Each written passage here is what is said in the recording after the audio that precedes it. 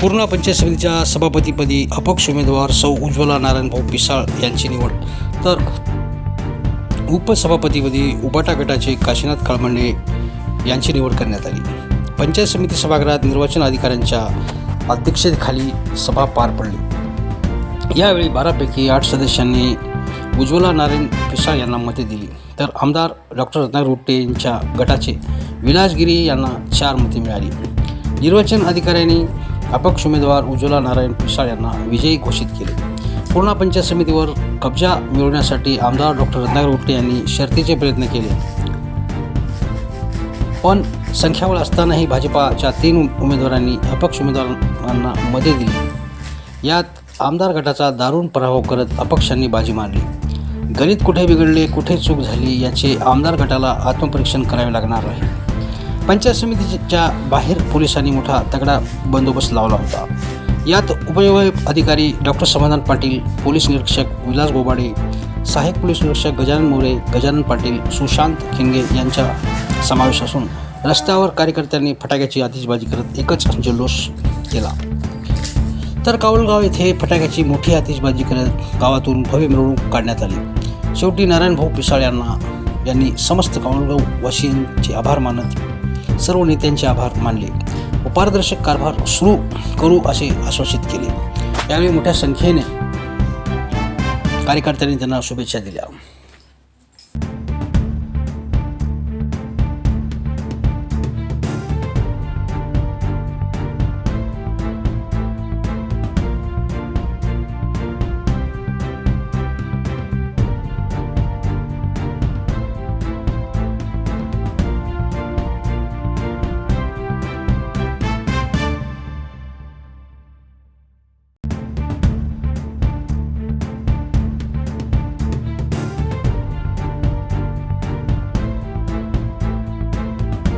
लिहिले आहे कशामध्ये निवड झाली आणि आपला विजय कसा झाला काय सांगणार? पहिले प्रथम सर्व जनतेचा आभार मानते मी, आणि तुम्ही सर्वांनी सहकार्य केलं त्याबद्दल पण धन्यवाद. आणि आमचे सहकारी आहेत त्यांचं पण खूप खूप धन्यवाद. काळमंडे साहेब, हे गणित कसं जुळालं? आपली उपसभापती निवड झाली, काय सांगणार? गणित पहिल्यांदा मी एवढं गणित आम्ही जुळवण्यापेक्षा पूर्ण तालुक्यातल्या प्रत्येक जनतेच्या किंवा प्रत्येक मतदाराच्या मनात होतं की हे गणित ह्या पद्धतीनं जुळावं, आणि हे गणित जुळून आलं. जुळून येण्याच्या मागचं कारण जे बी तालुक्यातले प्रमुख नेते असतील, ह्या प्रमुख नेत्यांनी पुढाकार घेतला आणि आमच्या सदस्यांनी, हे आमच्या ज्या 8 सदस्य आहेत त्या 8 सदस्यांनी आम्हाला मनापासून सहकार्य केलं. सभापती निवड करताना बी आमचे 8 मतदान झाले आणि उपसभापतीसुद्धा 8 झाले. उलटसुलट चर्चा होत्या, पण ती चर्चा कुठली खरी नव्हती. त्यामुळं आम्ही पहिल्यांदा सर्व पूर्णा तालुक्यातल्या जनतेचे आभार मानतो आणि त्याच्याचबरोबर आमच्या 8ही सदस्याचे आभार मानून, आणि आजच्या सगळ्यात महत्त्वाचं यंत्रणेने जे सहकार्य केलं, कोणी काय आता तुम्ही ऐकले सगळं, त्याच्यामुळे आम्ही बाकी कोणा काय बोलण्यापेक्षा आमचं सगळ्या गोष्टी या विजयाचं श्रेय कोणाला देणार आहात? विजयाचं श्रेय आम्ही या पूर्णा तालुक्यातल्या पूर्ण जनतेच्या जे मनात होतं, आणि त्याच्यानंतर आमच्या परभणी जिल्ह्याचे लोकप्रिय खासदार यांनी जे शब्द दिला होता, आणि त्याच्यानंतर पूर्णा विशाल कदम असतील, बालाजी देसाई असतील, त्याच्यानंतर आम्हाला कळत नकळत आमच्या 3 भाजप सदस्यांनी सुद्धा आम्हाला मदत केली.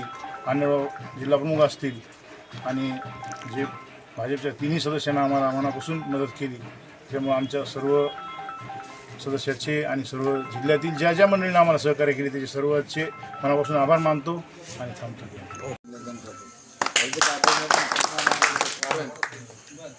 आपण जे 1993 पासून सामूहिक विवाह सोहळ्याचं आयोजन करतो.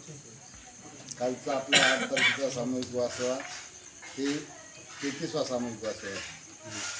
अभिनंदन याच्यासाठी करायचं मला तुमचं सगळ्या गावगावासियांचं, किंवा मालक गेल्याच्या नंतर आपले सामूहिक विवाह सोहळे बरेच पण त्यांच्या गैरहजेरी व आणि मी कालच्या कार्यक्रमाला नसल्यामुळं चांगल्या पद्धतीनं आपण सामूहिक विवाह सोहळ्याचं नियोजन केलं. मला जवळपास 100 आपल्या एरियातून, आपल्या तालुक्यातून लोकांचे फोन आले असतील किंवा बाबा मारुतरावच्या नंतर तुम्ही होत्या, तुम्ही कार्यक्रमाला नसून सुद्धा गावातील सर्व व्यक्तींनी चांगल्या पद्धतीनं आम्हाला म्हणजे कुठंच पुढला असं म्हणजे हात दाखवायची बोट दाखवायची वेळ आणण्याची बुवा इथं काय कमी पडे तिथं काय कमी पडे. त्यामुळं सर्वांचं हार्दिक अभिनंदन करतो. दुसरी गोष्ट म्हणजे आज आपण जे 2026 जिल्हा परिषद पंचायत समितीच्या इलेक्शनच्या संदर्भामध्ये 2 महिन्यापासून जे अहोरात्र मेहनत घेतली सर्वांनीच, आपल्या सर्कलमधल्या सर्व कार्यकर्त्यांनी मतदारांनी सुद्धा सर्वांनी 2 महिन्यापासून मेहनत घेतली. त्या मेहनतीचं फळ म्हणून आपल्याला आज ते जे पूर्णा पंचायत समिती सभापतीपद भेटले ते पूर्ण सर्वांच्या ताकदीमुळे एकजुटीमुळं आपल्याला हे पंचायत समिती सभापतीपद भेटले. पण मी तुम्हाला एवढा विश्वास देऊ शकतो की तुम्ही जे आपल्यावर विश्वास टाकलाय त्या विश्वासाला मी भविष्यामध्ये आम्ही किंवा आपला पिसाळ परिवार कधीच कोणाचाच याला तडा जाऊ देणार एवढी गॅरंटी देतो. आणि भविष्यामध्ये आपण सर्वजण मिळून चांगल्या प्रकारे आपलं सर्कल चांगले विकासाचं एक मॉडेल बनन या पद्धतीने आपण सर्वजण मिळून काम करू. एवढं बोलून थांबतो. जय हिंद, जय भारत.